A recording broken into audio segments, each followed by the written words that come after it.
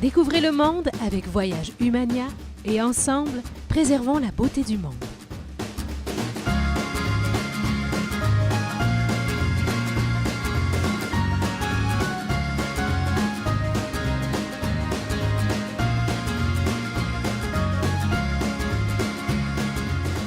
Cette semaine à Voyage Magazine, on vous fait voyager de la Norvège aux pays baltes en passant par l'Angleterre et l'Écosse. Si le grand air vous appelle, la Norvège vous servira son bol d'air frais avec ses fjords, ses glaciers et ses parcs nationaux. Les pays baltes, quant à eux, méconnus, vous offrent des visites et des découvertes culturelles mémorables. Quant à l'Angleterre et l'Écosse, soyez prêts à voir ces pays sous un nouveau jour.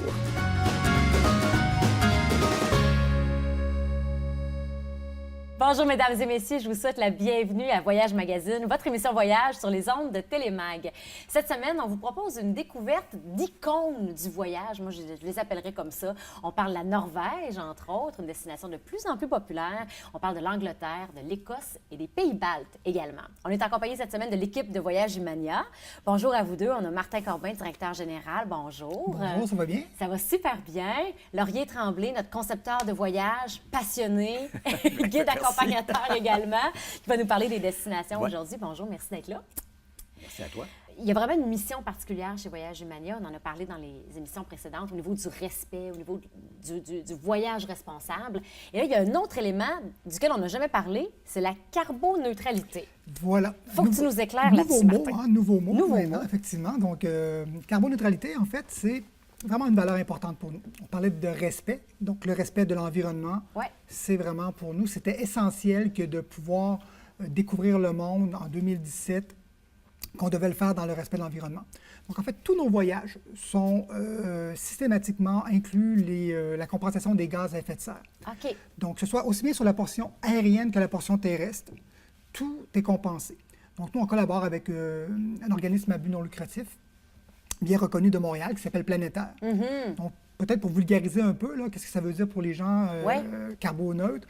En fait, c'est que à l'aide d'un calculateur d'émissions de gaz à effet de serre, on fait le calcul du nombre de tonnes que nous émettons lors de nos transports aériens et terrestres. OK. Et en échange, nous, on achète des crédits carbone qui servent à faire, dans notre cas, nous, dans la concrétisation, à faire la plantation d'arbres. Aussi bien ici au Québec que dans les pays qu'on visite. Oui. Donc, comme ça, on efface, du moins, on compense. On neutralise, justement. Voilà, on neutralise, donc on efface notre empreinte écologique. Donc, encore là, ça vient dans nos valeurs là, de respect. On parlait de respect des cultures, de respect des gens, mais on pense aussi aux générations futures. Et on peut pas ignorer que l'environnement a un impact et que le voyage et que le tourisme a un très, très grand impact sur l'environnement. Puis, on ne veut pas arrêter de voyager. Aucunement. Aucunement, mais il y a moyen, justement, par des actions comme celle-là, de venir neutraliser, amoindrir l'impact négatif que le voyage peut avoir sur la planète. Tout à fait. C'est vraiment amoindrir parce qu'on ne peut pas faire autrement. On veut continuer à voyager. C'est notre passion première, c'est de faire découvrir le monde. Mais il faut le faire en respect, encore une fois, avec l'environnement. Et puis, nous, c'est systématique. Donc, quand on voyage avec Humania, c'est certain que les gaz à effet de serre qu'on émet lors de nos voyages, pour chacun de nos voyageurs, c'est compensé. Puis c'est l'organisme planétaire qui reçoit les fonds et qui s'occupe de mettre en place des projets de plantation d'arbres, par exemple. Tout à fait. Donc, comme j'expliquais, on y va dans la concrétisation, plantation d'arbres, mais il y a aussi de la recherche pour de nouvelles technologies. Donc, c'est assez large, là, mais je veux dire, nous, vraiment, l'aspect planter des arbres, c'est plus concret pour nos voyageurs, puis c'est la formule qu'on a choisie. Est-ce que dans la mission de l'entreprise, il y a une façon particulière pour vous de choisir les destinations? Est-ce qu'il y a des destinations, par exemple, où vous n'iriez jamais? Il y a bien entendu, il y a toujours l'aspect sécurité de nos voyageurs. Ça, c'est la chose la plus importante. On ne peut pas aller dans certains pays. C'est clair. En fait, non, pas forcément jamais. Mais comme tu as pu le constater durant les précédentes émissions, on choisit les moments idéaux pour aller dans chacune de nos destinations. Donc, pour nous, l'important, c'est de compenser. Lorsqu'on va dans des pays où il y a plus de... je dirais par exemple où l'écosystème est plus problématique ou plus fragile, encore là, on s'efforce dans notre approche au niveau pédagogique de prendre soin d'expliquer à nos voyageurs pourquoi, par exemple, on ne sort pas des sentiers balisés, pourquoi on va, par exemple, aller sur certains sites archéologiques et rester à l'extérieur des sites plutôt qu'à l'intérieur pour ne pas nuire à cette pollution-là. Tout à fait, tout à fait. Donc, toujours encore dans la même approche, le même dynamisme. Oui. Là, on veut parler de la première destination qui est l'Angleterre et l'Écosse. Mais je veux juste rappeler, par exemple, une autre particularité chez Voyage Humania, c'est que les groupes sont garantis à partir de 10 personnes, 10 voyageurs. Voilà. Et ça, on est content de le dire et puis on est fiers de ça parce que souvent, on va faire des voyages de groupe, les gens vont partir à 25, 30, 35, 40 et même 50, là, tant qu'on est capable de combler un autobus. Ouais. Pour nous, c'est 25. Il n'y aura 25 jamais plus de 25 voyageurs plus le guide et l'accompagnateur. Ouais. Ça, on s'est fait là, pour nous un devoir. Encore là, ça vient dans nos valeurs. Hein. On a le respect de nos voyageurs. Donc, quand on visite une destination, on ne veut pas faire du tourisme de masse. Donc, encore là, c'est toujours un maximum qu'il y aura sur nos voyages. Ce sera la même chose pour l'Angleterre et l'Écosse. Ce sera la même chose, effectivement. Parlons-en. C'est un circuit que, Laurier, tu as développé, tu as conçu. On a développé ensemble. Parce que ça reste des destinations assez prisées, l'Angleterre, l'Écosse. Mais là, encore une fois, on l'amène sous un angle différent. Ouais. Réinventé. Réinventé. On va dire qu'on l'a Je t'écoute réinventé. En là-dessus. fait, Ça m'intrigue. on arrive à Londres et on ne reste pas à Londres. On descend tout de suite vers le sud.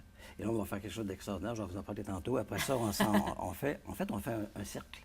Et on finit notre voyage à Londres 3 jours. OK. De telle sorte que le décalage est passé. Uh-huh. Et bien sûr, quand on arrive, on s'en va, on est très fiers de ça. Notre première destination, quand on arrive en Angleterre, c'est on va aller voir le site de Downton Abbey. La série télévisée. La série télévisée. Et ça doit être populaire. C'est léger. On va aller voir Highclere. Les gens arrivent, donc on va rester quelques heures là, on va faire la visite. Et je dois dire qu'on est fiers parce que c'est pas tout le monde qui peut... C'est pas évident, en fait, c'est ça. Ouais, tu l'as mentionné, Mélissa, c'est très populaire. Ouais, OK. Et en groupe, de pouvoir faire la visite, on s'y prend plus d'un an à l'avance. C'est pas toujours garanti qu'on a les réservations. Donc, avec nos partenaires sur place, on insiste pour faire en sorte que nos clients doivent voir absolument. C'est un incontournable. On commence très fort, là, je veux dire, par un wow, comme on aime dire souvent dans l'industrie. Là. Et on est vraiment content de le proposer. Donc, ça, c'est un plus. Puis là, on va expliquer à nos gens que Highclere est lié à Toutankhamon, mais j'en dis pas plus. Il faut venir au voyage pour le savoir. Ah, OK. OK, donc, Toutankhamon en Égypte, là. Oui. OK, C'est très OK. lié, effectivement. Eh ben. Oui. Moi, le passionné d'histoire aussi, je dois dire que c'est génial. Donc, et en fait, je t'ai un peu dit ce qu'on allait faire, c'est qu'on a donné à ce voyage-là, je dirais, une dimension de série télévisée. OK. OK? Bien sûr, écoute, on va aller en Écosse. L'Écosse, c'est magnifique, mais on va voir les châteaux où ont été tournés Robin des Bois. Où aussi, bien sûr, quand on parle de Outlander. Donc, on va voir les sites de Outlander. Mais en plus, on va aller voir non seulement Highclere, mais on va aller voir un château extraordinaire où a été tourné je dirais, le spécial de Noël de Downton Abbey, mais aussi a été tourné Robin des Bois, où a été tourné, entre autres, Harry Potter. Donc, on a donné cette dimension-là à notre voyage. Et ce qu'on a voulu faire aussi, c'est faire des arrêts. OK? On ne sera pas toujours dans nos valises. Il y a des fois, on est 2 jours, des fois 3 jours. Donc, bien sûr, et entre autres, c'est drôle, parce que je me souviens d'une présentation que je faisais, puis la madame, elle me dit, je sais pourquoi je vais aller à votre voyage. Je vais y aller parce que, entre autres, Londres, à la fin, 3 jours. C'est extraordinaire. 3 nuits, c'est extraordinaire, ça veut dire 4 jours. Et en plus, on s'en va à l'île de Skye et on reste 2 jours. Alors que souvent, on ne reste pas très longtemps. Souvent, les gens vont aller... C'est bien, tu fais bien de le mentionner, Laurier, parce que l'île de Skye, c'est un incontournable. Hein. Dans notre circuit, on y séjourne 2 nuits sur l'île de Skye et non pas à l'extérieur de l'île, comme on va souvent avoir l'habitude de le proposer dans des circuits. OK. Et bien sûr, on va aller voir le Loch Ness. C'est ce que je partais pour dire. Je dis, là, on va aller sur le Loch Ness en plus. On ne peut pas aller en Écosse sans avoir le Loch Ness. Mais on va aussi à Édimbourg. OK, écoute, quand on va à Édimbourg, c'est une ville extraordinaire qui est entre 2 châteaux. La reine d'Angleterre est là. Donc, c'est toute cette dimension-là qu'on veut. Et de laisser aussi du temps libre aux gens pour visiter. Bien sûr, toujours une visite, je dirais, prévue, organisée, dans le style, on sait ce qu'on va faire, mais il y a aussi du temps libre que les gens puissent profiter de leur temps. Et peut-être aller manger un fish and chip avec une bonne bière. Et aussi, on va aller visiter une distillerie. Donc, on est fiers de notre... C'est un beau circuit, Et quand tu dis, Laurier, laisser du temps libre, on prend une attention particulière aussi chez Voyage Humania dans le choix de nos hôtels. on est très souvent situé centre-ville pour permettre justement à nos voyageurs, Ouais. lors de temps libre, de ne pas être Que ce soit facile d'aller Ben oui, découvrir évidemment, il ne faut pas que ce soit soi-même. excentré. Ouais. Donner du temps libre à un voyageur, mais que vous êtes un hôtel excentré, vous Ouais. devez faire de la route pour vous y rendre. Pas C'est intéressant. c'est pas intéressant. Donc Ouais. ça, on veut faire maximiser encore là l'expérience de nos Mais voyageurs tu parles sur de temps place. libre, mais je dois dire également, du un temps circuit libre, quand même ça assez ne veut pas dire complet. les gens sont laissés à eux-mêmes. OK? Mm. Moi, comme accompagnateur et aussi mes collègues, quand tu as du temps libre, on offre des Vous êtes choses là. aux gens aussi. Ben oui, ben OK? oui. Et si quelqu'un veut aller voir un musée quelconque, on va lui dire où aller. OK? Ouais. Les gens qui veulent avoir du temps libre vraiment par eux-mêmes le font. Mais les gens qui veulent disent, ben, moi, les temps libres, j'aime moins ça, on leur propose des circuits qui sont souvent gratuits. Là. Des fois, c'est des petits circuits dans une ville qu'on connaît bien pour le faire découvrir des aspects qui sont extraordinaires. Donc, je dirais, et ça, c'est une particularité intéressante des temps libres qui sont pas... on se débarrasse. Pas du vide, non, c'est pas ça. du vide. Ouais, je OK? comprends, je comprends. Parce que ça arrive souvent, ça. Que moi, c'est du temps libre, je ne m'occupe pas de vous autres. Non. Non, au Nous, contraire. Au contraire, on va, même pour les gens qui nous suivent, on va leur montrer des choses auxquelles ils n'auraient même pas pensé. Fait que ça, Mais c'est- encore, oui, mais c'est vrai que c'est un beau circuit, mais encore sur ce circuit-là, c'est 20 jours. Hein, donc, c'est 20 Oui. jours assez complet. Il faut dire que c'est un circuit qui est assez... Bon, on fait une belle assez boucle, soutenu. là, justement. Voilà. Et c'est sûr aussi, en fait, on fait que la Grande-Bretagne. Donc, 20 jours, on a le temps de voir des choses. Ouais. OK? C'est voulu qu'on ne soit pas allé en Irlande. Ouais. On voulait vraiment Se donner le temps. donner le temps aux gens de voir les choses comme il faut. Après la Grande-Bretagne, ils viendront avec nous en Irlande. Ce sera la prochaine, Ah, c'est ça la prochaine destination. On y passe Mais là, déjà. notre prochaine destination, par contre, ce sera la Norvège. Oui. On va s'arrêter quelques instants, courte pause. Martin va nous quitter. On va poursuivre avec Laurier sur la Norvège, justement. Restez là, on se retrouve dans quelques instants. Qu'est-ce que le Cap Nord?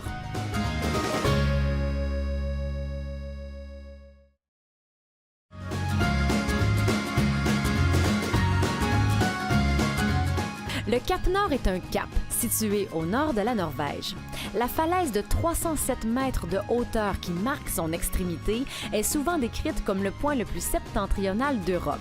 C'est l'endroit idéal pour observer les plus majestueuses aurores boréales.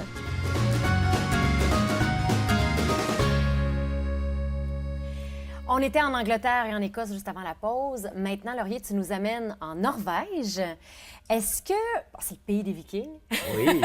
C'est toute cette histoire-là qu'on peut Oui. découvrir. Est-ce que c'est une destination que tu considères nature, tu sais, pour les amoureux de la nature, des paysages? Je vais te répondre. La Norvège, c'est le pays des wow. Ah ouais. OK? Et je dois dire que je suis allé assez souvent en Norvège en circuit terrestre. Mais l'an dernier, lors d'une croisière, je suis allé jusqu'au Cap-Nord. Ah ouais. Et j'ai découvert quelque chose d'extraordinaire. Et je me suis dit, il faut que je fasse découvrir à mon monde la Norvège dans toute son authenticité, dans toute sa complexité. Donc, ce que j'ai fait, c'est que j'ai mixé à la fois un voyage terrestre, mais aussi ce qu'on avait fait en croisière. Et je dois Ouais. dire qu'on ne fait pas de croisière. Oui, mais oui, on va faire des croisières parce qu'on va faire deux croisières dans des grands fjords. On va faire 8 traversées de ferry. Donc, les gens vont vivre aussi ce qu'on vit en croisière. Ouais. Mais en même temps, en ayant en Norvège le temps de rester. Parce que souvent, quand on est en croisière, on n'a pas le temps de Ouais, rester. Si on ouais. va à Stavanger, pendant qu'on est 4 heures, on n'a pas le temps de voir Stavanger si on reste deux nuits, comme je vais faire rester. Donc, finalement, ce que j'ai fait, c'est qu'avec mon partenaire, on part d'Oslo, on s'en va dans le sud, on s'en va vers l'océan et on monte jusqu'au Lofoten. Ah oui, Dès Lofoten, les îles Lofoten. on s'en va vers le nord, vers le Cap-Nord. Et pour moi, c'est important de choisir ça lors des nuits blanches. OK? Ouais. Et pour moi, Donc, le fin Cap-Nord... juin, Le Cap-Nord, oui, on y fin va, juin, fin juin, ouais. c'est ça, on y va Fin le, juin, 20 début juillet. le 24 juin. Et le Cap-Nord est pour moi l'apothéose. Et une fois qu'on... Est-ce que le voyage se termine avec le Cap-Nord? Oui, Presque? parce que du Cap-Nord, on va s'en venir à Oslo, on va passer une dernière journée. OK. Donc, pour moi, c'est comme... Parle-moi de l'expérience du Cap-Nord, parce que tu décris ça comme se sentir au bout du monde. Oui, tu es au bout du monde. Le Cap-Nord, d'abord, de voir l'immense océan, parce que c'est un cap, OK? Et il y a aussi une belle boule terrestre, la terre qui est en sculpture, et il y a le vent qui te fouette, puis là, tu vois, tu entends les vagues. Écoute, c'est My God. extraordinaire. Et ça s'appelle le Cap-Nord parce que c'est la pointe la plus au nord de l'Europe. Effectivement, tu ne peux pas aller plus loin. Ben, en fait, tu peux aller en Arctique, mais en bateau. Donc, en auto, ça s'arrête là. Wow! Et ça doit être assez exceptionnel. Exceptionnel. Oui, puis là, on va le faire manger. En plus, c'est extraordinaire parce qu'on va le faire manger du crabe royal ce soir-là pour finir notre voyage. Et le lendemain, on s'en vient tout doucement à Oslo, qu'on a déjà connu parce qu'on est arrivé là. Et on va ensemble, parce que pas de là, c'est libre, mais ils vont être avec moi. On va redécouvrir Oslo pour revenir. Dans le fond, c'est une espèce de mélange circuit terrestre, circuit maritime aussi. Et voilà. Pour voir la Norvège un peu sous tous ses angles, Et voilà. c'est facile. Et voilà. Pour moi, vraiment, c'est la Norvège au complet. Ah. Puis à quoi on s'attend d'un voyage en Norvège?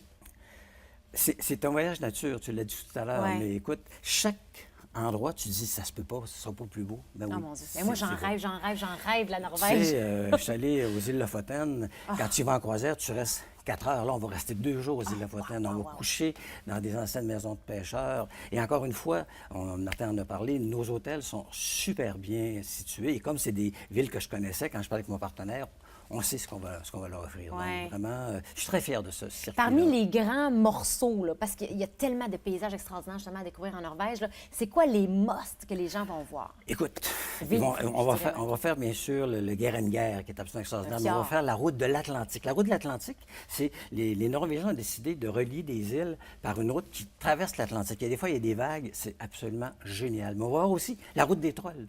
La route des trolls? En montagne, c'est en lacet, tu vas faire... c'est 1 heure, on est en haut pendant 3 quarts d'heure pour voir le paysage. Non, en autobus. En autobus, parce qu'il faut y aller, c'est quand même assez loin. C'est une longue distance. Donc, écoute, c'est absolument génial. La route de l'Atlantique, les gens, quand ils l'ont vu, entre autres, ils n'en reviennent pas parce que des fois, les vagues, l'eau peut toucher l'avion. Il n'y a pas l'avion, mais l'autobus. Il n'y a pas de danger, mais écoute... Quand je dis que c'est le voyage feeling des d'être au milieu de Wow, l'océan, mais... C'est ça. Parce que c'est voiture, vraiment la route de l'Atlantique. Ouais. Écoute, et ça, je suis fier parce que c'est devenu une attraction. Et pas tout le monde qui y va. Mais en Europe, les gens y vont pour la route de l'Atlantique. Ah oui, alors que c'était une route pratique au départ. Mais ça, c'est Ouais. les Norvégiens. Écoute, on va faire un des tunnels les plus longs au monde. Et comme c'était plate, les Norvégiens ont fait dans ce tunnel-là des aurores boréales. Donc, on se promène dans un tunnel, puis tu as l'impression d'être baigné dans les aurores boréales. Parce qu'il faut dire quand même, il faut que je le dise au monde, quand on va au mois de juin en Norvège, on ne verra pas d'aurores boréales. C'est ça, Les aurores boréales, c'est l'hiver. L'hiver. Mais au moins, Mais on voit le soleil de minuit, par contre. Donc, il fait et ça, clair, c'est là, génial. Oui. quasiment tout le Écoute, temps, là. tu sais, prendre pas coucher de soleil parce qu'il ne couche pas à couche pas. minuit ou à 1 heure, puis c'est encore le soleil. Ouais, c'est ça, il passe comme c'est ça. une expérience absolument extraordinaire. Là. Ça, Moi, pour ça me moi, fascine. ce voyage-là est un must. Et je suis vraiment fier. Et notre partenaire a compris ce que je voulais faire vivre à notre monde. Donc, on va y aller, mais aussi...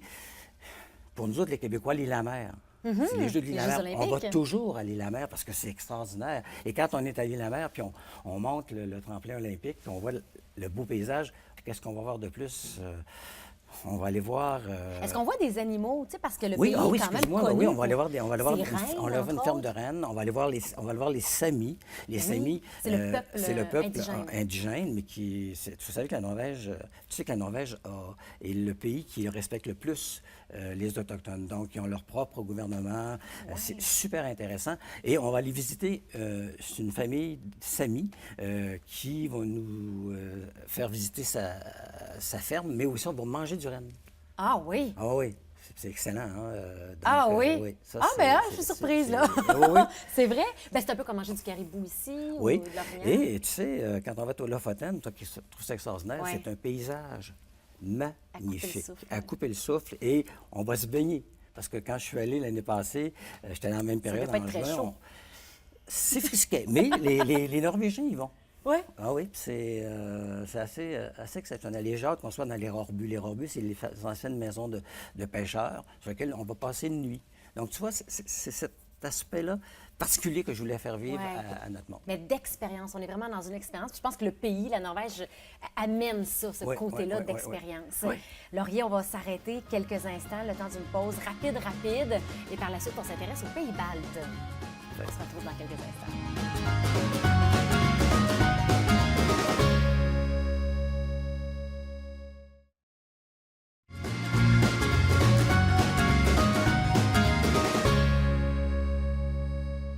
Laurier, on était en tout début d'émission Angleterre-Écosse, juste pour resituer les gens là, avec les destinations extraordinaires qu'on vous propose cette semaine. Ensuite, on est allé en Norvège. Et là, je l'avoue, j'ai un faible pour la Norvège. Je pense que ça a apparu dans le bloc précédent. Mais là, on s'en va ailleurs, complètement. Je pense pas que ce soit une destination très, très visitée encore. Les pays baltes. Effectivement. Qu'est-ce qu'on entend d'abord par les pays Les pays baltes? baltes, en fait, c'est les 3 pays qui longent la Baltique.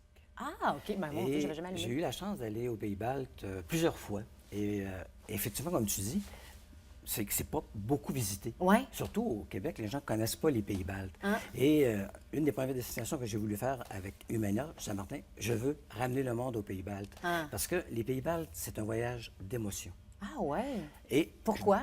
C'est des pays qui ont eu une histoire tragique. Liée Avec le l'URSS, communisme, avec entre le autres. communisme.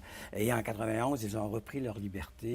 Et je dois dire également que quand tu vas aux pays baltes, il y a 3 capitales qui sont extraordinaires. Mais nommons-les d'abord. Hein. C'est la Lituanie, Lituanie, la Lettonie La Lettonie et l'Estonie. et l'Estonie. Et qui ont des capitales absolument extraordinaires. Vilnius, Riga, Tallinn. Écoute, tu n'as jamais entendu parler de ça, mais quand tu vas les voir, parce que j'espère que tu vas venir, c'est des villes que tu vas adorer. D'abord, c'est des villes qui sont piétonnes.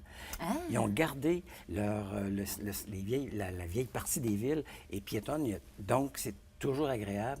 On n'est pas dans Pas de la circulation. circulation. Ouais. Bien sûr, ils ont des villes modernes, mais on va aller visiter les parties modernes en autobus. Mais ce sont des villes qu'on va découvrir à pied. Ah, et ouais. souvent, ce qui se passe quand tu vas, parce que c'est des villes où il y a des croisières, c'est que tu ne restes pas longtemps. Mais nous, on va rester 3 jours, 4 jours, 3 jours. On a le temps de voir ces villes-là. Et en plus, quand les croisiéristes partent, les villes nous appartiennent. Ah oui, hein? Et J'imagine. encore une fois, Martin en a parlé, nos hôtels sont super bien situés. Parce que pour moi, quand j'ai parlé avec mon partenaire, je voulais que les gens soient proches de des endroits à voir. Donc, bien sûr, il y a toujours une visite guidée pour découvrir la ville, mais il y a encore du temps libre où les gens vont pouvoir ensemble voir des choses. Et, écoute, c'est Riga. Et Riga, tu iras voir sur le site Internet, On voit des images, c'est là. la ville par excellence de l'art nouveau.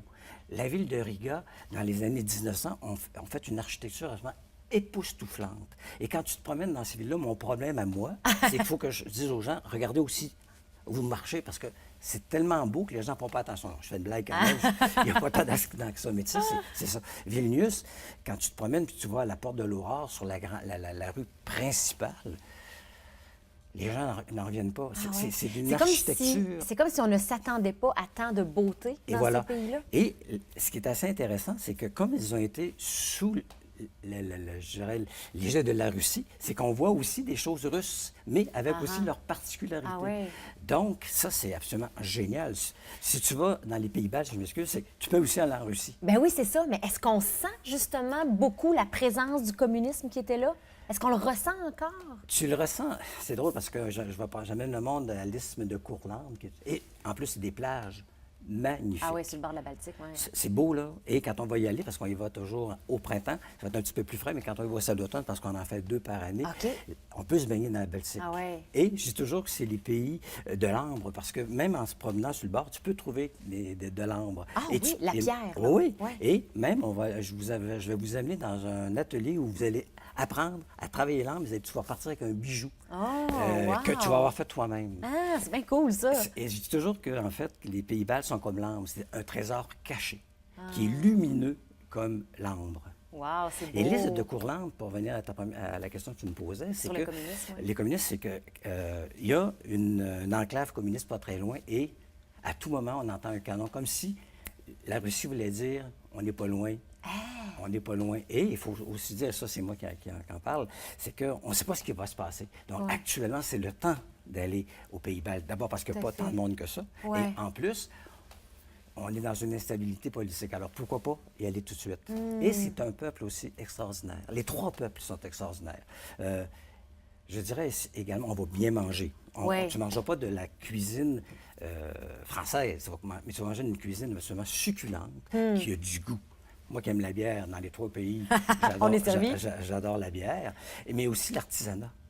Ils ont un artisanat extraordinaire. Avec l'ambre, beaucoup? Avec l'ambre, mais aussi avec la dentelle. Ils font des choses absolument extraordinaires. Et c'est des pays où c'est pas très cher. Donc, tu te ruines pas. C'est encore accessible, Ah, oui, justement. très accessible. Oui, oui, oui.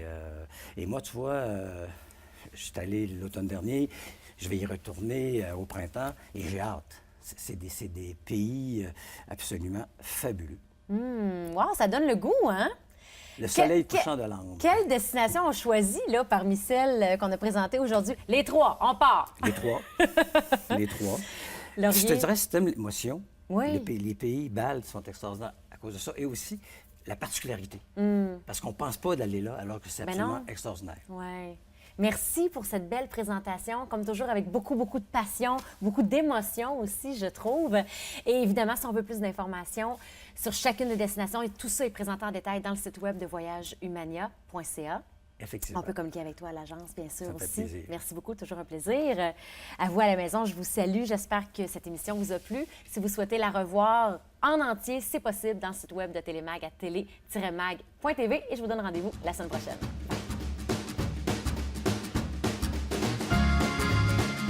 Voyage Humania vous a fait découvrir le monde de façon responsable. Ensemble, préservons la beauté du monde.